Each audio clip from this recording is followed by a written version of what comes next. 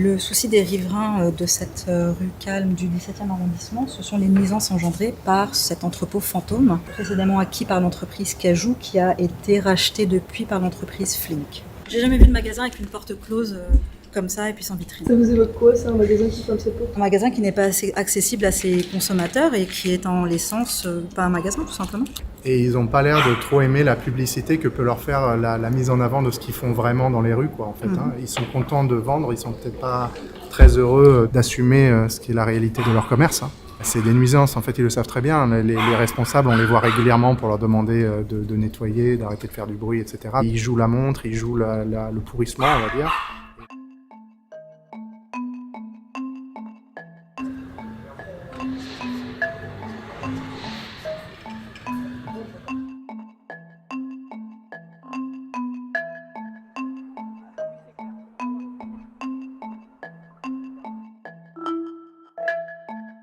Je trouve ça complètement insensé de prendre des décisions quand on ne sait pas de quoi on parle, j'imagine. J'invite tous les députés à venir se déplacer dans ma rue et puis à constater les nuisances que nous subissons. Moi, j'habitais au-dessus du local. Et en fait, il y avait des chariots qui résonnaient dans tout l'immeuble. On entend des blocs de clim à l'arrière. On a toutes les nuisances de l'extérieur. Enfin, les ravitaillements avec les gros camions de 19 tonnes qui s'arrêtaient au milieu, qui m'empêchaient de sortir. Il y a aussi des attroupements, des personnes qui vont se réunir donc en bas. Alors, ils sont arrivés, je crois, l'année dernière en mai. Et à partir de novembre, c'est monté d'un cran en termes d'intensité, et notamment le bruit des chariots et le bruit des scooters a très très largement augmenté. Et les vélos qui stationnent donc sur des emplacements vélos. C'est vraiment pas praticable, on ne peut pas mettre de vélo en plus, quoi. Il y a juste la place pour leur vélo. C'est vélo, c'est pas vélo pour Flink en fait. On a envoyé plein de mises en demeure à plein de monde.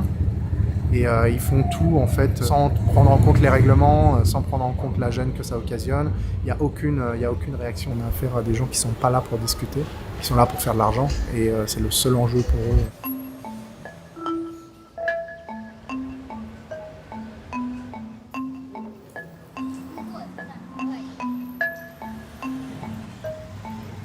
Et là, vous allez loin? À 1 km. Ok. Et vous savez à peu près ce que vous allez livrer là?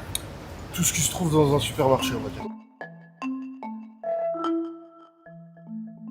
Et je trouve qu'il y a, sur le plan moral, sur le plan politique, quelque chose de très choquant à voir des gens se comporter de façon prédatrice, sans rien demander à personne, en s'installant du jour au lendemain, en créant des nuisances immenses, même si certains, je le sais, essaient de faire des efforts pour s'acclimater, mais que d'une certaine manière, celui qui a fauté est excusé ou pardonné par un texte qui s'adapte à son activité, plus qu'il ne prend en compte l'intérêt des habitants et des commerçants.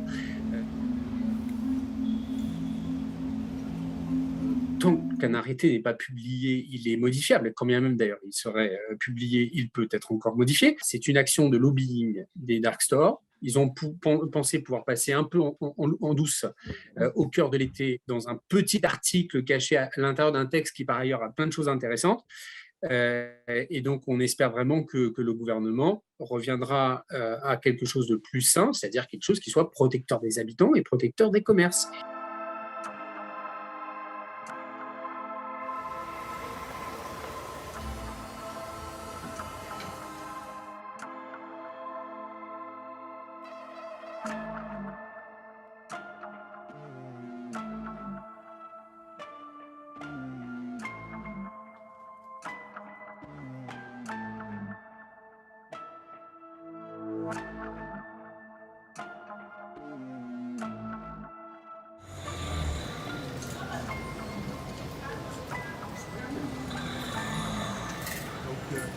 Voilà.